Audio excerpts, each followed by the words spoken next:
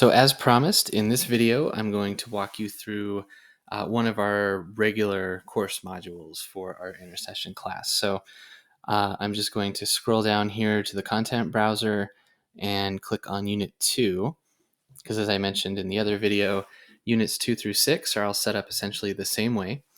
And so this will be hopefully helpful for navigating the entirety of the course.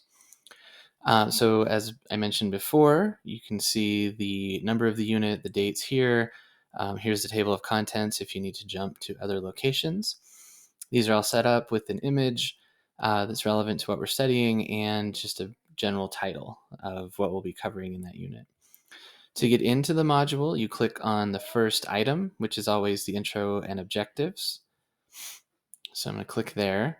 And then you can scroll down to read a general intro to what we'll be studying in terms of the history and the issues that we'll be looking at.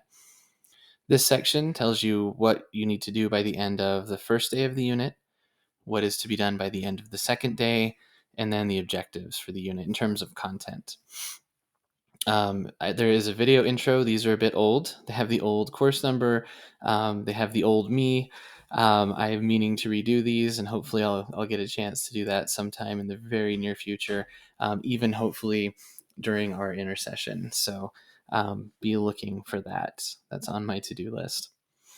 So that's the intro. That gives you the overview of what's going on in the unit. As you click ahead then, in Unit 2 only, I have this section where I give you some tips for how to read for our class. Because again, you shouldn't be thinking that you need to read word for word everything that's assigned. That's just not possible, especially in history. I mean, it's all based on reading and thinking and writing.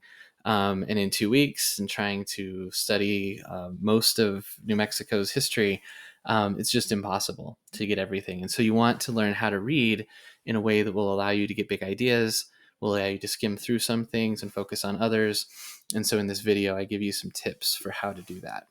And here's some bullet points that focus on that. So please do watch that video to get some ideas for how to best engage with the course readings. So usually the first thing in each unit after that intro and objectives will be the readings. What is listed in Morgan is our digital textbook. So that's mytext.cnm.edu. It's located there. There were the instructions about how to access that text in the syllabus and in the Start Here section of our course. If you have questions about that, please let me know. Then there are always a couple other resources to go along with the readings. There's this little feature on Chaco Canyon and a podcast episode called The Return of Oñate's Foot.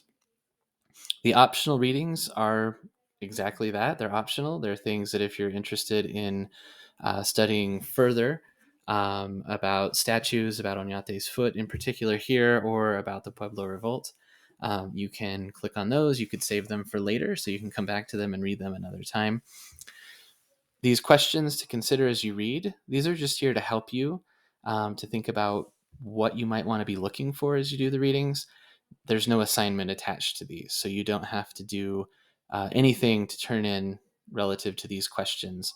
They're just there to help you think about how you might want to organize your readings, or what are some things you might want to be looking for as you do the readings. Each unit has a section with some videos, some film clips, and as I've noted here in this beginning paragraph, don't try to watch them all. There's just way too many for that. These are here as a feature to give you different perspectives or help you understand things that you may not have gotten from the readings. So you can scroll down, and if you're thinking, I'd really like a crash course in thinking about the interactions between Native people and Spanish colonists, you can click here to see one of John Green's crash course episodes.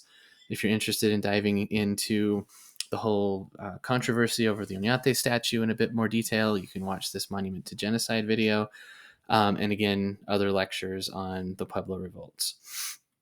This Frontera feature is actually a really cool indigenous and mestizo way of thinking about the legacies of the revolt and how it's remembered.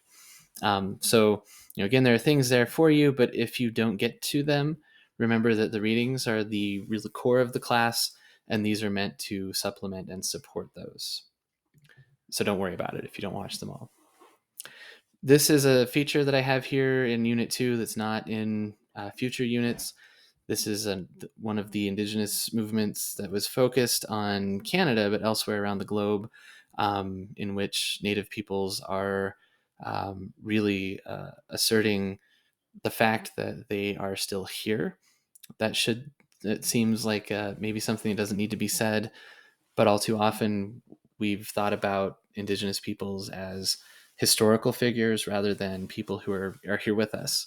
And so this movement is helping to gain visibility and rights for Indigenous peoples. And if it's something you're interested in, you can look into that. But if not, just click ahead. There's a section like this in all of the units 2 through 6 that reminds you to complete the reading tweets assignment. So this takes you to the assignment instructions. If you click here, you'll need to go to Twitter or to TweetDeck if you want to use TweetDeck to actually post your tweets. The main idea with those is it's a way of taking notes as you read and interacting with each other. So it's a short blurb, 10 short blurbs, I should say, about the things that you're finding most interesting and significant, and then 5 responses to classmates. You'll use our hashtag to make sure that everything's in order, and that's how you'll find others' tweets. Remember, there is that reading tweets tutorial module at the very bottom of all the modules, and there are also some links to support materials within the instructions themselves. And also, I've mentioned this elsewhere, but if you have reason to not be on Twitter, you can use this discussion forum instead to essentially do the same thing. So you'll imagine you're kind of doing the same sort of assignment, 10 quick blurbs about the reading, what is most interesting and significant and why, and some replies to classmates. Whenever there's questions about that, again, as with everything, don't hesitate to let me know.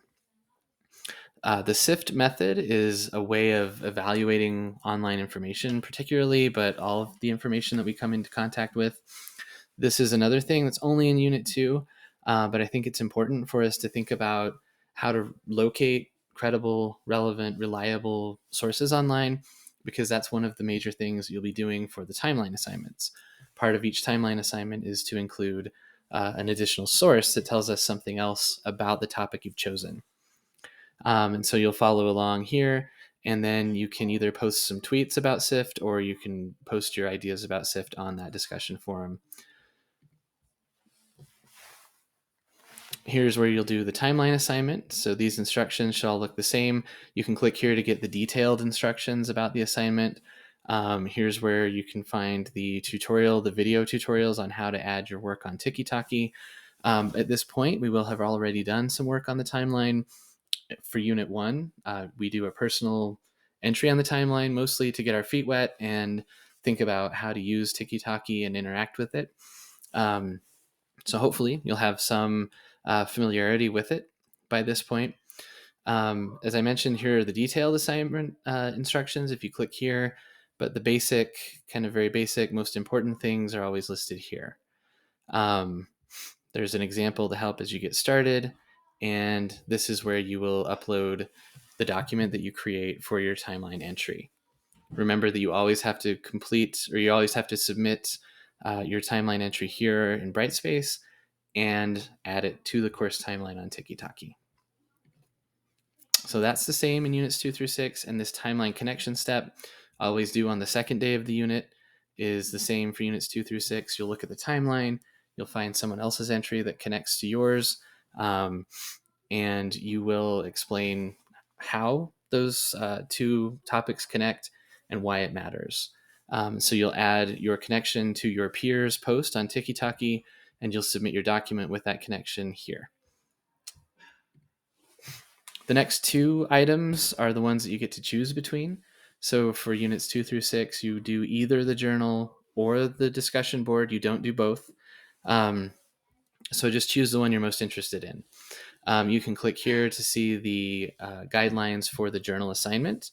The journal assignment is basically just a reflection on what you learned in this unit and what meant the most to you.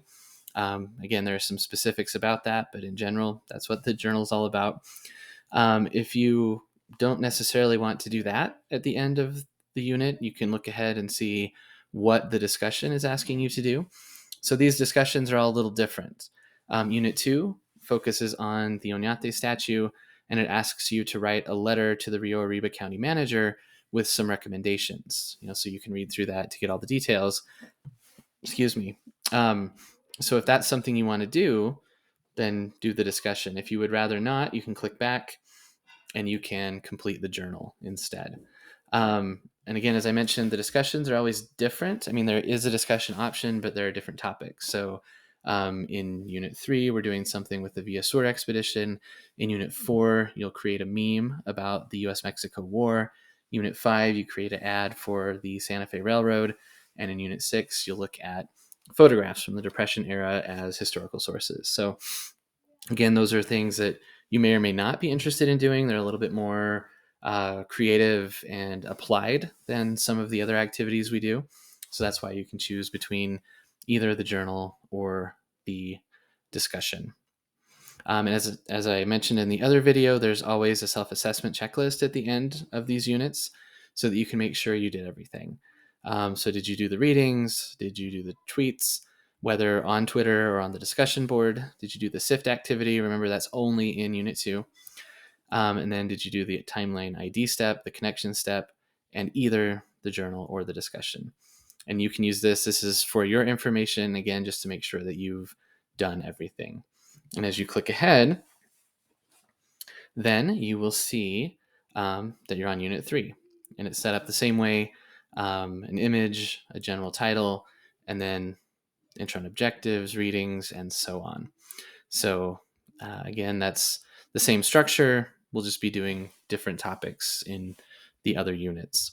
The final projects, you should probably click ahead and just see what those are about so that you can prepare for those. Each Sunday of our course, so May 1st and May 8th, are set aside for these. They're short in terms of you're writing a newspaper article essentially about a historical event, and you get a scenario to kind of place yourselves in the shoes of someone at that event. They're only 275 words. So again, short, but that can be deceiving. Sometimes it can be more difficult to write concise, short, getting everything you want in than if you have a little more space. So again, something to think about. There's a video to walk you through how to do this, and there are instructions in a Google Doc. Hopefully there's plenty of detail and resources for you for these. And again, as with everything, let me know whenever you have questions.